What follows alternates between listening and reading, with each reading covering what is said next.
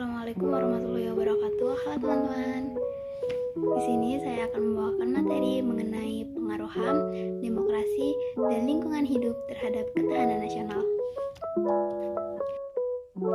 Sebelum lanjut ke materi, saya ingin memperkenalkan diri. Perkenalkan, nama saya Weni Wayu Saputri.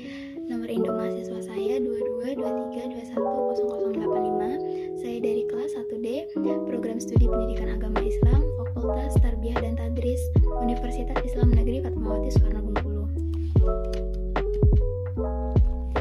Seperti judul yang sudah saya sebutkan tadi, maka ada 4 pokok pembahasan yang akan saya ulas di dalam video ini.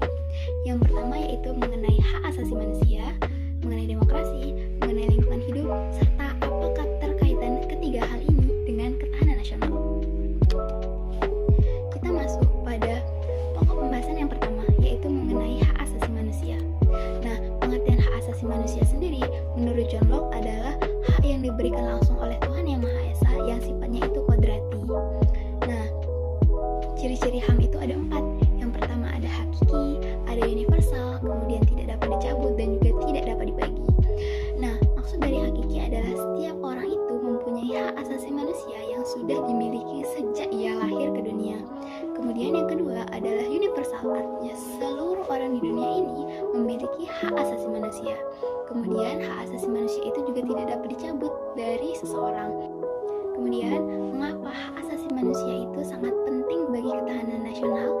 Jawabannya adalah dengan memberikan hak asasi manusia yang sepenuh-penuhnya kepada setiap individu di negara ini, maka kita sudah melakukan upaya untuk menjaga persatuan dalam ketahanan nasional. Kemudian kita masuk ke poin pembahasan yang kedua, yaitu mengenai demokrasi. Nah, demokrasi ini menurut Abraham Lincoln adalah pemerintahan dari rakyat, oleh rakyat, dan juga untuk rakyat.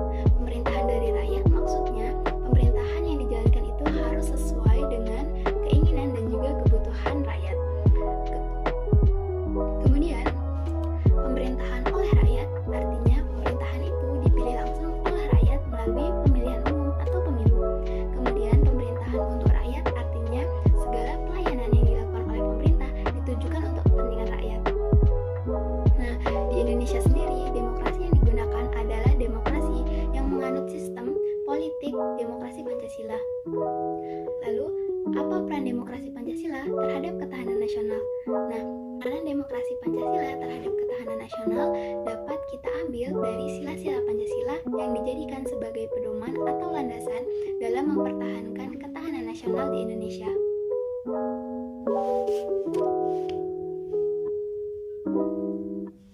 Lanjut ke pokok pembahasan yang ketiga, yaitu dimensi lingkungan hidup.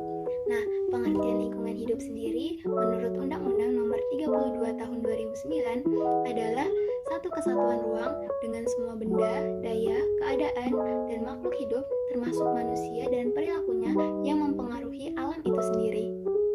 Dimensi lingkungan hidup ini mencakup 3 unsur. Yang pertama ekologi atau lingkungan, kemudian ekonomi, dan juga masyarakat. Dalam unsur lingkungan hidup, ada 4 kemampuan yang harus dimiliki untuk menjaga ketahanan nasional. Yang pertama yaitu kemampuan untuk menghadapi bencana dan ancaman yang akan terjadi. Kemudian, kemampuan untuk melawan dan menghindari ancaman tersebut. Yang ketiga, kemampuan beradaptasi dengan bencana dan ancaman yang timbul, serta kemampuan untuk pulih secara cepat setelah bencana itu terjadi. Pokok pembahasan yang keempat mengenai ketahanan nasional. Nah, ketahanan nasional menurut Lembaga Pertahanan Nasional adalah suatu kondisi dinamis di mana suatu bangsa itu memiliki daya tahan serta keuletan untuk menghadapi berbagai ancaman dan juga tantangan yang berasal dari dalam maupun dari luar negeri. Upaya yang dapat kita lakukan dalam ketahanan nasional ini salah satunya adalah bela negara, baik yang dilakukan dengan lunak maupun dengan kasar. Upaya bela negara secara lunak dapat kita kelompokkan menjadi 2 aspek. Yang pertama yaitu aspek psikologis dan juga aspek fisik. Aspek psikologis yaitu dengan cara menanamkan kepada diri sendiri bahwa kita sebagai warga negara Indonesia harus mencintai tanah airnya. Kemudian aspek fisik yaitu dengan cara kita melakukan tindakan-tindakan yang sesuai dengan nilai-nilai Pancasila di dalam kehidupan berbangsa dan juga bernegara. Kemudian upaya bela negara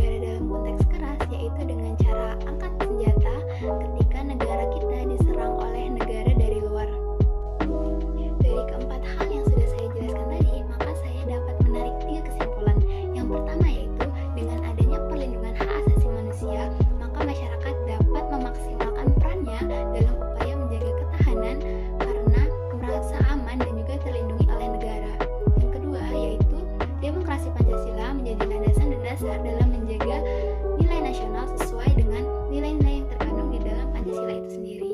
Kemudian yang ketiga yaitu upaya menjaga ketahanan nasional juga perlu dilakukan pada bidang lingkungan hidup, karena bisa dikatakan bidang lingkungan hidup ini adalah wadah bagi kita hidup berbangsa dan juga bernegara. Itulah pemaparan materi dari saya.